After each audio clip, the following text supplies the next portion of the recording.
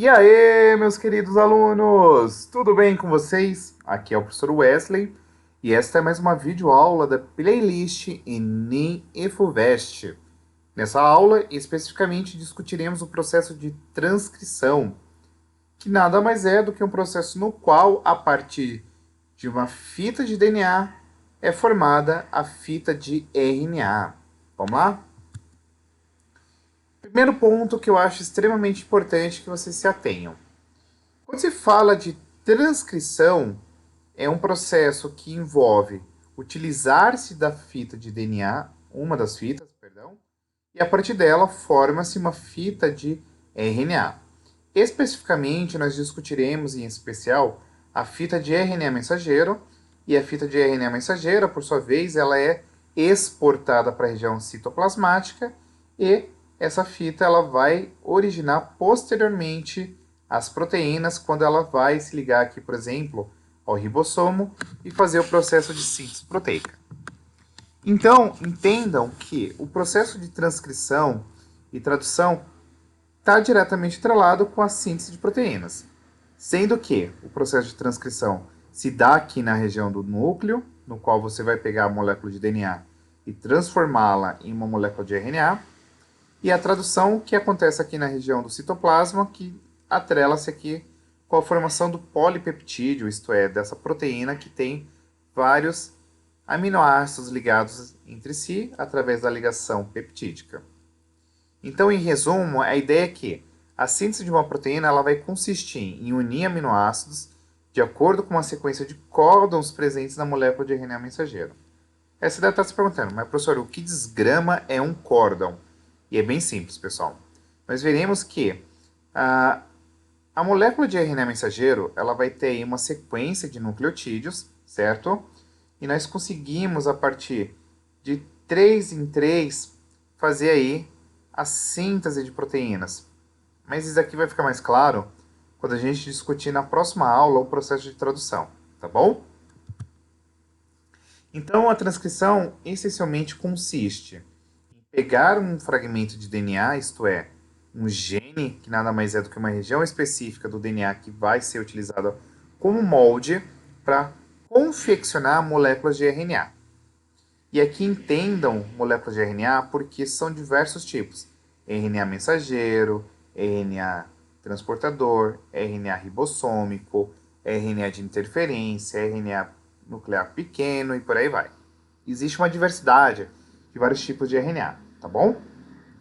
Então, o gene nada mais é do que um segmento, um trecho do DNA que pode ser utilizado para a transcrição de uma molécula de RNA mensageiro.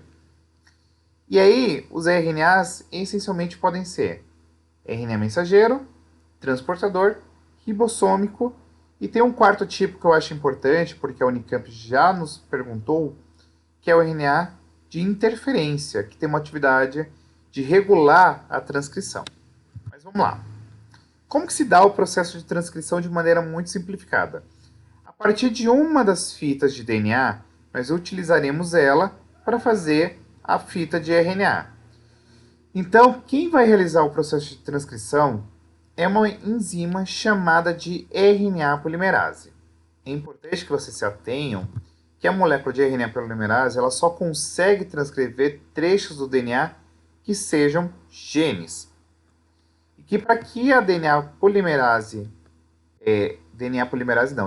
a RNA polimerase consiga atuar, obrigatoriamente ela precisa identificar uma região que nós denominamos como região promotora. Então, uma sequência específica no DNA que sinaliza, mediante a presença de outras proteínas chamadas de fatores de transcrição, que a partir daquele ponto nós podemos fazer o processo de transcrição. Então, a ideia é que, para que a gente consiga fazer esse processo de transcrição, antes de qualquer gene que a gente esteja pensando, existe um determinado trecho do DNA, a qual nós denominamos como região promotora. E aí esse promotor ele vai ter uma sequência de bases que a RNA polimerase consegue reconhecer e a partir desse ponto se dá o processo de transcrição. Beleza?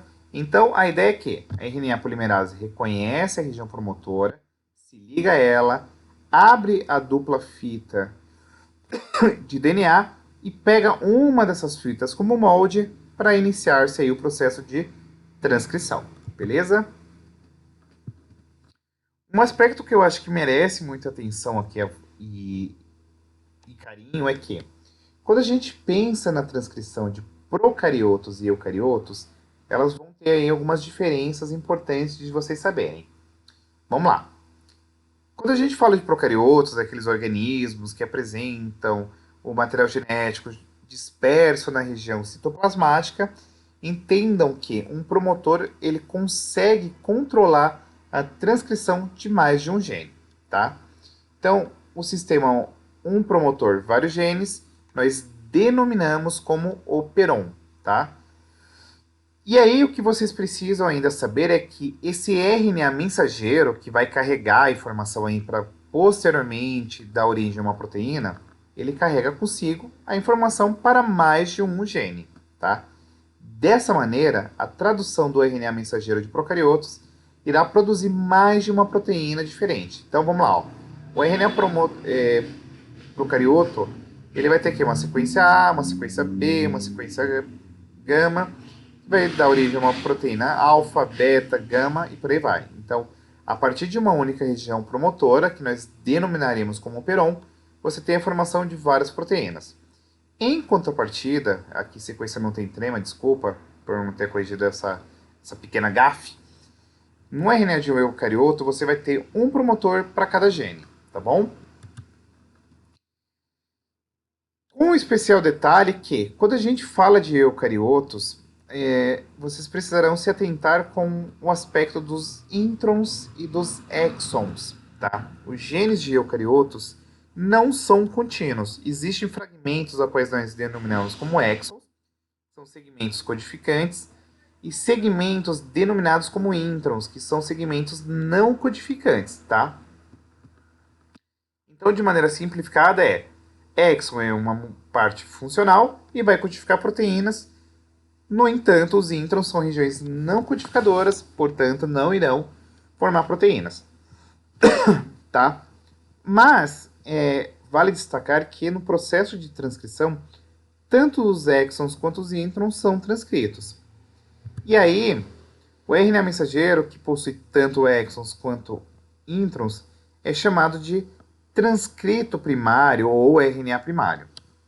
E esse transcrito primário, ele precisa passar por um processo de maturação, ou se preferirem também, denominado como um processo de splicing, no qual você vai ter enzimas denominadas como nucleases, que conseguem retirar todos os introns, deixando somente nesse RNA mensageiro regiões codificantes, isto é, deixando somente os exons.